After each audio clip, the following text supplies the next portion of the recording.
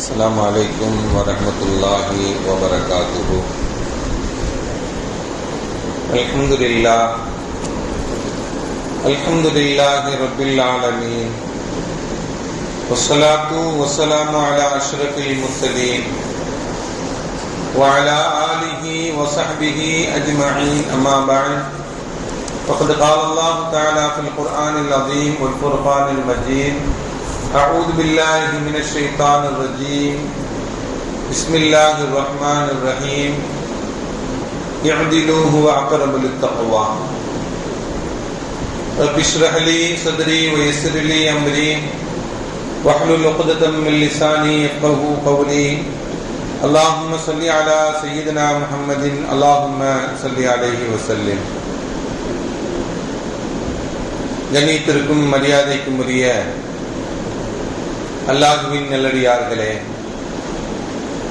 அருமையான சகோதர பெருமக்களே, அருமைநாயகம் ஹஜ்ரத் ஸல்லல்லாஹு அலைஹி வஸல்லமுடைய பாக்கியம் நிறைந்த நல்லும்மத்துமார்களே, அருமையான பெருமக்களே, எந்த விஷயத்தை கற்க இருக்கிறோமோ அந்த விஷயத்தின்படி அமல் செய்யக்கூடிய பாக்கியத்தினையும், கேட்ட விஷயங்களை பிறருக்கு எத்தி வைக்கக்கூடிய பாக்கியத்தினையும் அல்லாஹ் நம் அனைவருக்கும் வழங்கிடுவானாக. நம்முடைய வாழ்நாட்களை அல்லாஹ் ஆரோக்கியமான வாழ்நாட்களாக ஆக்கி தருவானாக. மருத்துவமனைகளுக்கு செல்லாத காலங்களாக ஆக்கி தருவானாக. மருத்துவமனை செலவினங்களிலிருந்து அல்லாஹ் நம் அனைவரையும் முழுமையான முறையில் பாதுகாப்பானாக. எல்லா விதமான ஆபத்துகள், விபத்துகள், பலாய், முசீபத்துகள், பரவக்கூடிய தொற்று நோய்கள், அனைத்து விதமான பாவ செயல்களிலிருந்தும் அல்லாஹ் நம் அனைவரையும் முழுமையான முறையில் பாதுகாத்து நிம்மதியான, அமைதியான, ராகத்தான, சந்தோஷமான, மகிழ்ச்சியான வாழ்க்கை இந்த உலகத்திலும் நாளை மறு உலகத்திலும் அல்லாஹ் அளவில்லாமல் வழங்கிடுவானாக. நம்முடைய ஹலாலான ஹாஜத்துகள் அனைத்தையும் அல்லாஹ் நிறைவேற்றி தருவானாக என்று இந்த நல்ல நேரத்தில் துஆ செய்து துவங்குகிறேன். அருமையானவர்களே,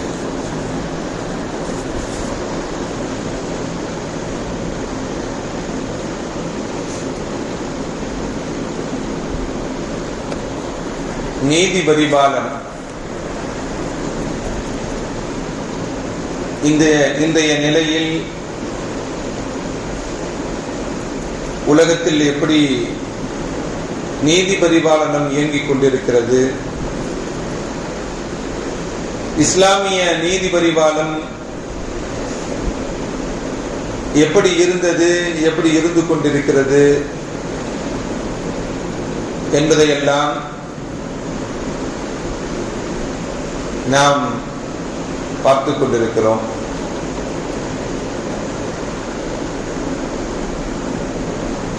உலகத்தில் நீதித்துறை சந்திக்கக்கூடிய சவால்கள், நீதித்துறை ஆட்சியாளர்களுக்கு அடிபணிவதா அல்லது ஆட்சியாளர்கள் நீதத்துக்கும் நீதிபதிகளுக்கும் கட்டுப்படுவதா, யாருக்கு கூடுதல் அதிகாரம் இருக்கிறது என்ற நிலைகள் எல்லாம் நம் நாட்டில் நடக்கக்கூடிய பிரச்சனைகள் இந்த விஷயங்களை எல்லாம் நமக்கு சொல்லித் தருகிறது. இஸ்லாத்தில் இதே போன்ற சட்ட சிக்கல்கள் என்பது இல்லை. ஏனென்றால் சட்டத்தை இயக்குவதற்கு ஒரு குழுவோ, சட்டத்தை இயற்றுவதற்கு ஒரு சட்டமன்றமோ அல்லது பார்லிமெண்டோ இஸ்லாத்தில் கிடையாது. சட்டத்தை இயக்குவதற்கு இறைவன் மட்டும்தான் அந்த சட்டத்தை இயக்கியவன். அந்த சட்டத்தினுடைய அடிப்படையில் நீதி உலகத்திற்கு வழங்கப்பட்டுக் கொண்டிருக்கிறது.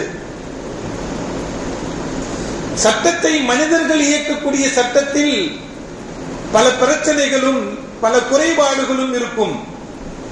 ஆனால் இந்த மனிதன் நிம்மதியாக வாழ வேண்டும் என்பதற்காக வேண்டி இறைவனால் இயற்றப்பட்ட சட்டம், எந்த குறைபாடுகளும் இல்லாத சட்டம், அது இஸ்லாமிய சட்டம். அருமையான பெருமக்களே, இந்த சட்டத்தை இயற்றுவதற்கு இறைவனால் மட்டும்தான் முடியும் என்பதனால் இதில் எந்த விதமான பிரச்சனைகளும் இல்லை. அல்லாஹ் திருக்குர்ஆனிலே சொல்லுவான், வமன் லம் யஹ்கும் பிமா அன்ஸலல்லாஹ்,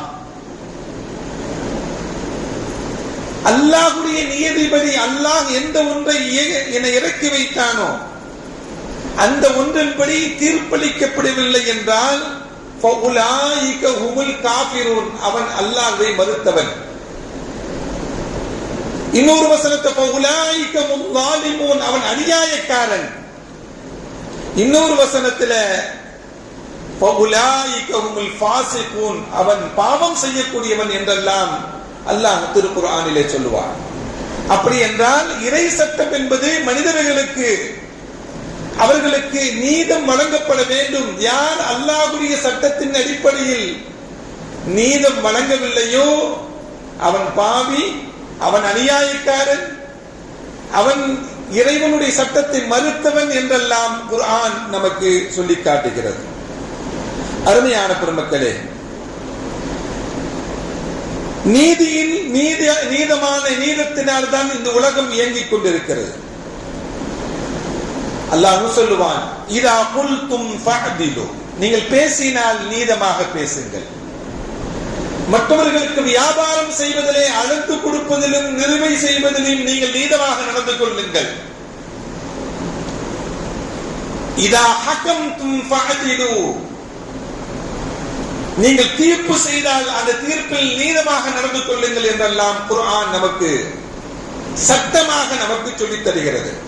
எப்படி நடந்து கொள்ள வேண்டும் என்று பேசினாலும் நீதமாக பேச வேண்டும், வியாபாரம் செய்தாலும் நீதமாக நடந்து கொள்ள வேண்டும்.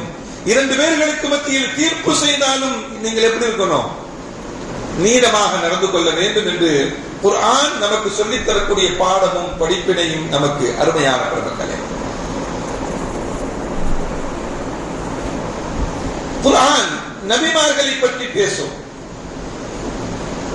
நபிமார்களுடைய குடும்பங்களை பற்றி பேசும்.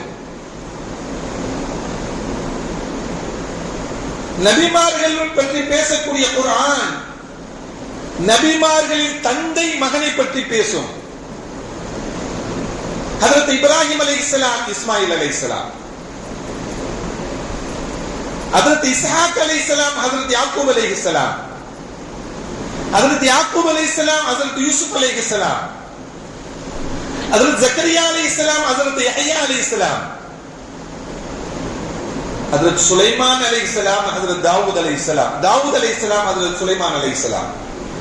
இப்படி தந்தை பிள்ளை பற்றியும் குர்ஆன் பேசும். இப்படி தந்தை பிள்ளைகளை பற்றி பேசக்கூடிய குர்ஆன் மிக முக்கியமாக தாவூத் அலைஹிஸ்ஸலாம் அவர்களை பற்றியும் ஹஜ்ரத் சுலைமான் அலைஹிஸ்ஸலாம் அவர்களை பற்றியும் அல்லாஹ் திருக்குர்ஆனிலே நீதம் சம்பந்தமாக, நீதி சம்பந்தமாக சில அத்தியாயங்களை அல்லாஹ் இறக்கி வைத்து சொல்லுவான். வதாவூத வசுலைமான் இது யஹ்குமானி ஃபில் ஹர்த், அது தாவூத் அலைஹிஸ்ஸலாம் அவர்களும் சுலைமான் அலைஹிஸ்ஸலாம் அவர்களும் ஒரு விவசாய நிலம் சம்பந்தமாக தீர்ப்பளித்தார்கள் என்ற செய்தியை குர்ஆன் சொல்லி காட்டும். தாவூத் அலைஹிஸ்ஸலாம் பெரிய மன்னராக இருந்தாங்க. அதில் சுலைமான் அலைஹிஸ்ஸலாம் உலகத்தையே ஆண்ட மன்னரில் அவரும் ஒருவர். உலகம் முழுவதும் ஒரு மன்னர், அந்த மன்னரில் ஒருவர் சுலைமான் அலைஹிஸ்ஸலாத்து வஸ்ஸலாம் அவர்கள். அருமையான பெருமக்களே, இப்படி தாவூத் அலைஹிஸ்ஸலாம் அவர்கள் ஒரு விவசாய நிலம் சம்பந்தமாக ஒரு பிரச்சனை வந்து அதை விசாரித்துக் கொண்டு அந்த விசாரணையுடைய அடிப்படையில் ஒரு தீர்ப்பையும் கொடுக்கிறார்கள். என்ன பிரச்சனை நடந்தது அப்படின்னா, ஒருவருடைய நிலத்தில் இன்னொருவருடைய மேய்ச்சலுக்குரிய ஆடுகள் எல்லாம் மேய்ந்து விட்டன. இவருடைய பயிர் நாசமாக ஆகிவிட்டது.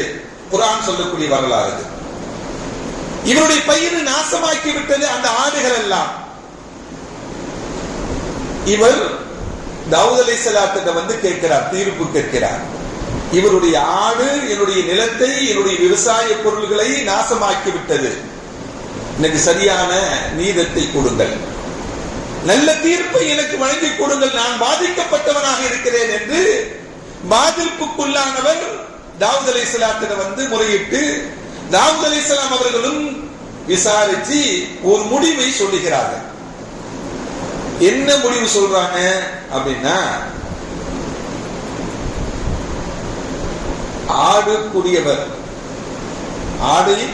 ஆட்டுக்குண்டான உரிமையாளர், அவருடைய நிலத்தை பாதிச்சிருக்கு இந்த ஆடுதான், அவர்கிட்ட கொடுத்துட்டு நீங்க போயிடுங்க அப்படின்னு சொல்லி சொல்றாங்க. ஆட்டுக்குண்டான உரிமையாளர் என்ன பண்ணணும், நிலத்திற்குண்டான உரிமையாளர்கிட்ட ஆட்டை கொடுத்துட்டு நீங்க போயிடுங்க அப்படின்னு ஒரு முடிவை சொல்றாங்க. அருகாமையில் இருந்து பார்த்து கொண்டிருந்த ஹஜ்ரத் சுலைமான் அலைஹிஸ்ஸலாம் அவர்கள் குறுக்கிட்டு சொன்னாங்க, என் அருமை தந்தையே, நான் இந்த தீர்ப்பு சம்பந்தமாக நான் என்னுடைய ஒரு கருத்தை சொல்லுகிறேன். அது சரியாக இருக்கும் என்றால் அதை நீதியாக எடுத்துக்கொண்டு தீர்ப்பாக எடுத்துக்கொண்டு நீங்கள் வழங்கலாம் என்று சுலைமான் அலைஹிஸ்ஸலாம் அவர்கள் இந்த தீர்ப்பை உற்று கவனித்துக் கொண்டு இருந்த அவர்கள் ஒரு பதிலை சொல்லுகிறார்கள், ஒரு தீர்வை சொல்லுகிறார்கள். என்ன தீர்வு அப்படின்னா, பாதிக்கப்பட்ட நிலம் வைத்திருந்தவர் அவருக்கு இந்த ஆட்டுக்குண்டான உரிமையான ஆடை கொடுத்து விட வேண்டும். நிலத்திற்குரியவர் அந்த விவசாய நிலத்தை ஆட்டுக்குரியவர்களிடம் கொடுத்தவரும், இந்த ஆட்டுக்கு சொந்தக்காரர் இருக்கிறார்ல, அந்த நிலத்தை வாங்கி அவர் பயிரிட்டு எந்த அளவுக்கு அது வளர்ந்திருந்ததோ அதுவரையும் வளர்த்து அவர் கையிலே கொடுக்க வேண்டும். அதுவரையும் அந்த விவசாயம் செய்து கொண்ட அந்த நிலத்திற்கு உரிமையாளர் அந்த ஆடை பராமரித்து அதில் வரக்கூடிய பால் அதை அனுபவித்துக் கொள்ள வேண்டும் என்ற ஒரு தீர்ப்பை ஹஜ்ரத் சுலைமான் அலைஹிஸ்ஸலாம் அவர்கள் கொடுக்கிறார்கள். தாவூத் அலைஹிஸ்ஸலாம் இந்த தீர்ப்பை பார்த்து, இந்த வரிகளை பார்த்துட்டு ஆச்சரியப்பட்டு, நான் கொடுத்த தீர்ப்பை விட இது அழகாக இருக்கிறது, நல்ல தீர்ப்பாக இருக்கிறது, நல்ல செய்தியாக இருக்கிறது என்று அதில் தாவூத் அலைஹிஸ்ஸலாம் அவர்கள் ஏற்றுக்கொண்டு அதே தீர்ப்பை வழங்குகிறார்கள். அல்லாஹ் சொல்வான், சுலைமான், இந்த பிரச்சனையில் நாம் சுலைமான் அலைஹிஸ்ஸலாம் அவர்களுக்கு நல்ல விளக்கத்தை நாம் கொடுத்தோம்,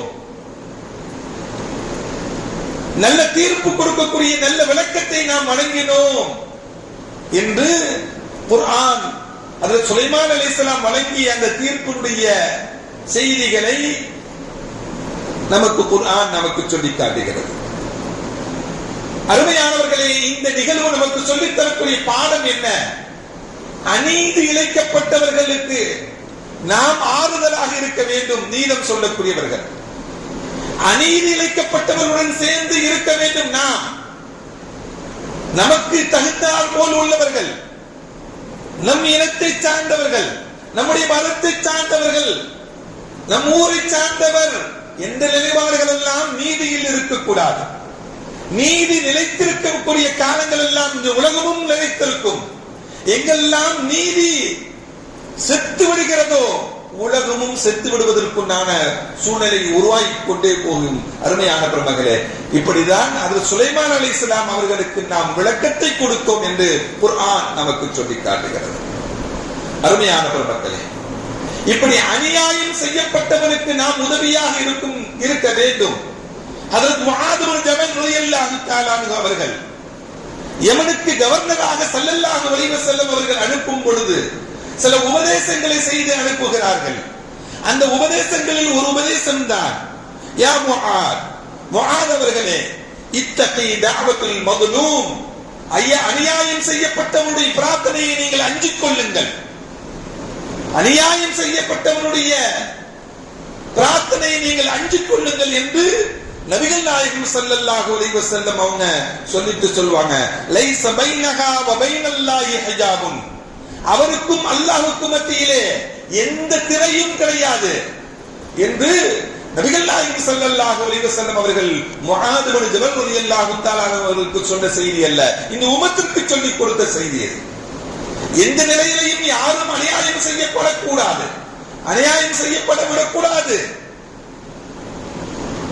என்பதுதான் நபிகள் நாயகம் ஸல்லல்லாஹு அலைஹி வஸல்லம் சொல்லித் தரக்கூடிய இந்த செய்தி நமக்கு சொல்லித் தருகிறது.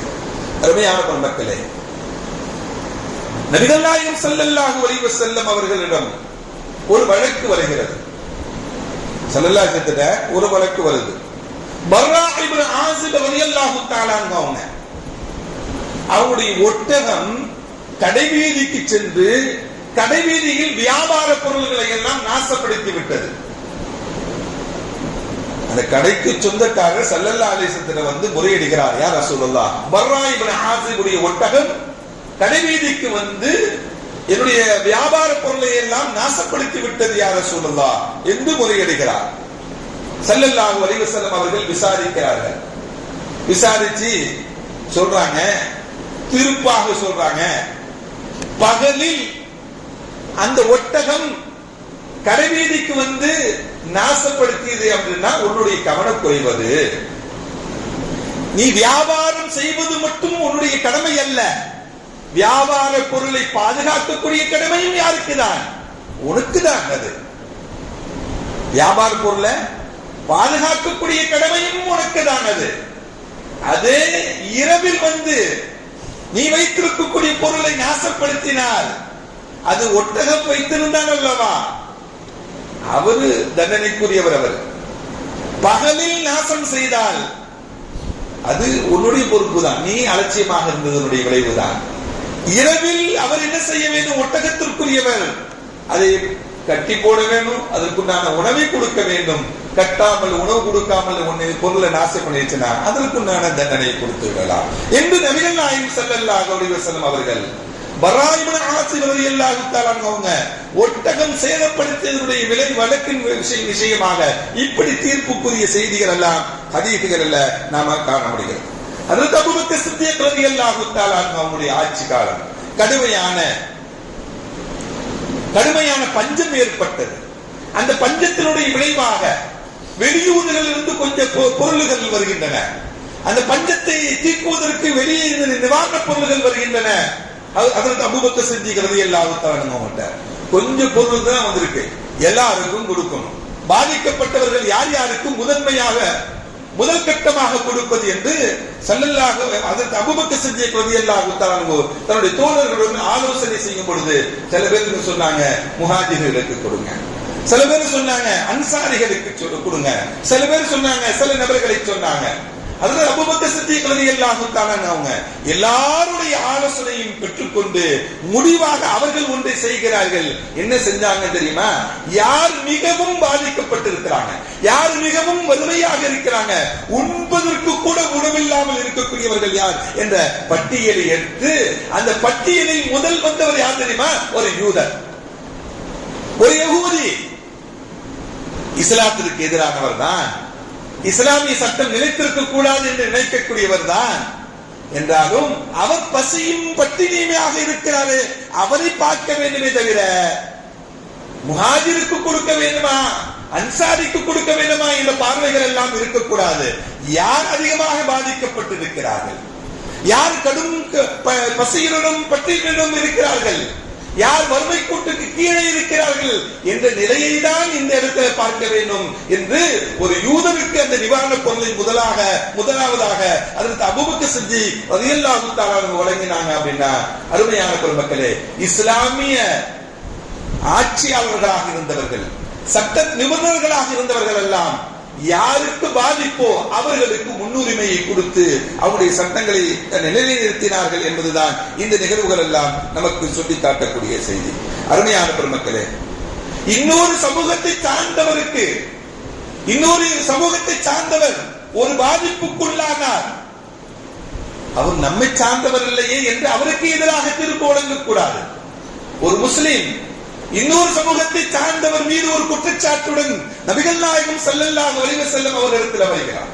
நபிகள் நாயகம் ஸல்லல்லாஹு அலைஹி வஸல்லம் அவர்கள் அதை விசாரித்து விட்டு முஸ்லிமுக்கு சாதகமான ஒரு தீர்ப்பை வழங்கப்படக்கூடிய சமயத்தில் அல்லாஹ் குர்ஆன் வசனத்தை இறக்கி வைக்கிறான். நாம் உங்களுக்கு எதை இறக்கி வைத்தோமோ அதை மக்களுக்கு மத்தியில் அதை மக்களுக்கு மத்தியில் நீங்க தீர்ப்பாக வழங்குங்கள். நீங்கள் வழங்கக்கூடிய தீர்ப்பை நாங்கள் உற்று கவனித்துக் கொண்டிருக்கிறோம் என்றெல்லாம் அல்லாஹ் திருக்குர்ஆனிலே நமக்கு சொல்லி காட்டுவது என்றார். அருமையான பெருமக்களே, சமூகம் சார்ந்த தீர்ப்புகள் அல்ல, யாரின் பக்கம் நியாயம், யாரின் பக்கம் அநியாயம் என்பதை பார்த்துதான் நீதி வழங்க வேண்டும் என்பதை குர்ஆன் நமக்கு சொல்லித்தரக்கூடிய பாடமும் படிப்படியும். அருமையான பெருமக்களே, இதையெல்லாம் சொல்வதற்குண்டான காரணங்கள் என்ன அப்படின்னா, இன்று நாட்டில் நடக்கக்கூடிய பிரச்சனைகள் எல்லோருக்கும் தெரியதான் செய்யும். நாம் இழந்தது எவ்வளவோ இழந்து கொண்டிருக்கிறோம். காலங்கள் போக போக ஒன்று ஒன்றாக அடுக்கடுக்காக இழந்து கொண்டிருக்கக்கூடிய நிலைப்பாடுகள் எல்லாம் நம்முடைய இஸ்லாமிய ஷரியத் சட்டத்தில் கை வைத்து விட்டார்கள். அடுக்கடுக்காக இஸ்லாமியருக்குண்டான உரிமைகள் எல்லாம் பறிக்கப்பட்டுக் கொண்டிருக்கின்றன. இந்த நிலைகளை எல்லாம் நாம் பார்த்துக் கொண்டுதான் இருக்கிறோம். இஸ்லாமியர்களாக இந்த நாட்டில் ஆண்டவர்களுடைய நிலைகள் எல்லாம் என்ன தெரியுமா? எவ்வளவு நீதமாக இருந்தார்கள் தெரியுமா?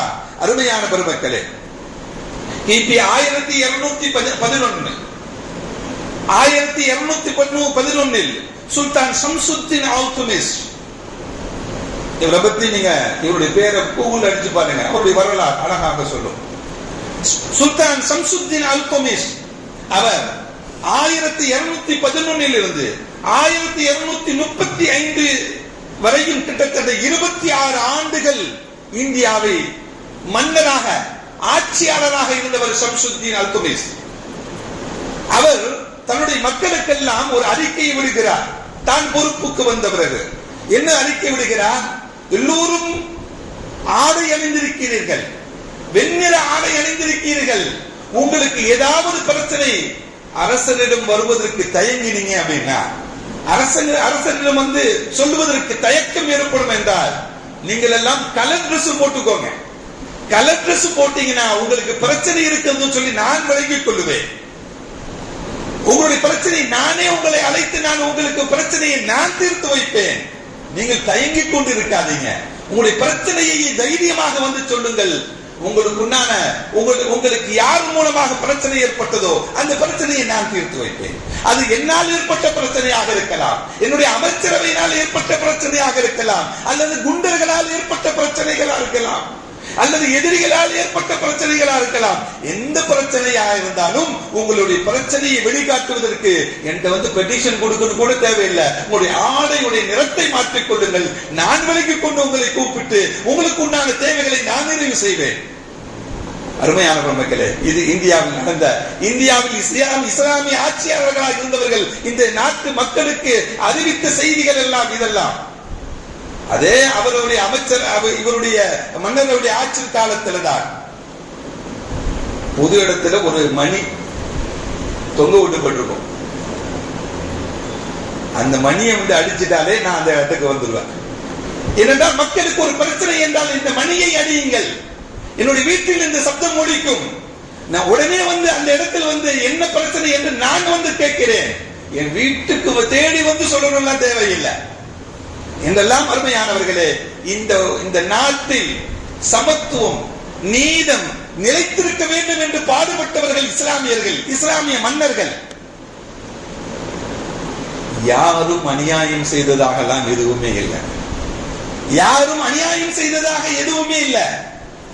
இந்த நாட்டில் இந்த நாட்டை ஆண்டவர்கள் நாம், இந்த நாட்டை ஆண்டவர்கள் நாம், நீண்ட காலம் ஆண்டவர்கள் நாம். நம்மிடம் இருந்துதான் ஆங்கிலேயர்கள் நாம் தான் பறிகொடுத்தோம் இந்த நாட்டை. அருமையான பெருமக்களே, எந்த நிலையிலையும் அநீதமாக எந்த இஸ்லாமிய ஆட்சியாளரும் நடந்து கொள்ளவில்லை என்பதை எல்லாம் நீங்க தெரிந்து கொள்ள வேண்டும். இதையெல்லாம் சொல்வதற்குண்டான காரணங்கள் என்ன? டிசம்பர் 6 பள்ளிவாசலை இழந்த மாதம் இது.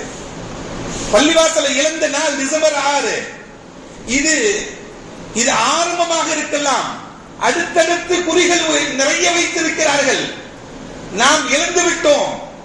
இழந்துவிட்ட பள்ளியை மீட்டெடுக்க முடியவில்லை. நம்ம இந்த உம்மத்தினால் ஒரு பள்ளிவாசல் என்பது குறிப்பிட்ட அந்த பகுதியில் உள்ளவர்களுக்கு மட்டும் சொந்தம் அல்ல, உலகத்தில் வாழக்கூடிய ஒட்டுமொத்த முஸ்லிம்களுக்கும் சொந்தமானது. இந்த பூமியில் எங்கெல்லாம் பள்ளிவாசல்கள் இருக்கிறதோ, அது அல்லாஹ்வுடைய இல்லம் எங்கெல்லாம் இருக்கிறதோ எல்லாருக்கும் சொந்தம் தான்.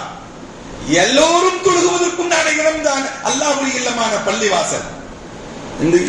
அந்த பள்ளிவாசலை இழந்து அந்த பள்ளிவாசலை இழந்து கிட்டத்தட்ட 32 ஆண்டுகள் ஆகிவிட்டன. 32 வயசுல உள்ளவன் கேட்டா பாபர் மசூதியை பத்தி தெரியாது. இன்னும் கொஞ்ச காலங்கள் கடந்தால் என்ன வரலாறு பேசுவார்கள் தெரியுமா? நம்மை சார்ந்தவர்களும் பேசுவதற்குண்டான வாய்ப்புகள் ஏற்பட்டுவிடும். டெம்பிளை இடிச்சு பள்ளிவாசல் கட்டிட்டாங்களா, அதனாலதான் பள்ளிவாசல் இடிச்சு திருப்பி அவங்க கட்டியிருக்காங்க அப்படிங்கிற வரலாறுகள் மாறிவிடும். அருமையானவர்களே, ஒவ்வொரு வருடமும் நாம் நினைவுபடுத்துவதற்குண்டான காரணங்கள் என்ன? இந்த உம்மத்திற்கு வரலாற்றை சொல்லிக் கொடுக்க வேண்டும். வரலாற்றை பாதுகாக்கக்கூடிய உம்மத்து இது. ஆனால் வரலாறு தெரியாமல் வாழ்ந்து கொண்டிருக்கக்கூடிய நிலைப்பாடுகள் அல்ல. அருமையான பெருமக்களே, மஸ்ஜிதை இழந்து விட்டோம். இந்த மஸ்ஜிதை இழந்து விட்டு நாம் நிற்கக்கூடிய இந்த நிலை, இருக்கக்கூடிய பள்ளிகளை பாதுகாக்க வேண்டும். அடுத்தடுத்து நம்முடைய இடங்களையும் நம்முடைய வகுப்புகளையும் ஆக்கிரமிப்பதற்கு சட்டங்களை ஏற்றிக்கொண்டே செல்கிறார்கள். பதிவு செய்வதற்கு ஒரு போர்ட்டல் ஏற்படுத்தி அது 6 மாச காலங்களாகி பொதுமக்களுக்கு தெரியாம போச்சுங்க. பொதுமக்களுக்கு எப்பதான் தெரியுது அப்படின்னா, இந்த ஒரு 10-15 நாள தான் என்ன பண்ணுது தெரியுது. அதற்கு தெரிவிக்காததற்கு பல காரணங்களை சொல்லுகிறார்கள். தெரிவிக்காம இருந்ததுக்கு இன்னும் ஜட்ஜ்மெண்ட், முழுமையான ஜட்ஜ்மெண்ட் வரட்டும் அப்படின்னு இருந்ததுதான். ஆனால் குறிப்பிட்ட காலங்களில் பதிவு செய்யல அப்படின்னா அந்த இடத்தை நிலத்தை என்ன மீட்க முடியாத சூழ்நிலைகள் அங்கு ஏற்பட்டுவிடும். நம்மிடம் இருக்கக்கூடிய இடத்தை நாம் பாதுகாக்க வேண்டும். அல்லாஹ் நம்மிடம் பொறுப்புதாரியாக ஆக்கி வைத்திருக்கிறார். அது அமானிதம், அல்லாஹ் நம்மகிட்ட கொடுத்த அமானிதம். அந்த அமானிதத்தை நாம் சரியான முறையில் நிறைவேற்ற வேண்டும். நாம் அந்த பொறுப்பை வகிக்கக்கூடிய நாம் அந்த அமானிதத்தை ஒழுங்காக நிறைவேற்றவில்லை என்றால் அல்லாஹ்விடத்தில் நாம் எல்லாம் குற்றவாளிகள். தண்டனை பெறுவதற்கு தகுதியானவர்கள் அந்த அமானிதத்தை ஒழுங்காக நிறைவேற்றவில்லை என்றால். அருமையான பெருமக்களே, அல்லாஹ் நம் அனைவரையும் அல்லாஹுடைய சொத்தை பாதுகாக்கக்கூடிய நன்மக்களாக, அல்லாஹுடைய வாக்குறுதிகளை காப்பாற்றக்கூடிய நன்மக்களாக, ஷரியத்துடைய சட்டங்களை முழுமையாக கடைபிடித்து வாழக்கூடிய மக்களாக அல்லாஹ் நம் அனைவரையும் ஆக்கி அருள் புரிவானாக. அல்ஹம்துலில்லாஹி ரப்பில் ஆலமீன். அஸ்ஸலாமு அலைக்கும் வரஹ்மத்துல்லாஹி வபரகாத்துஹு.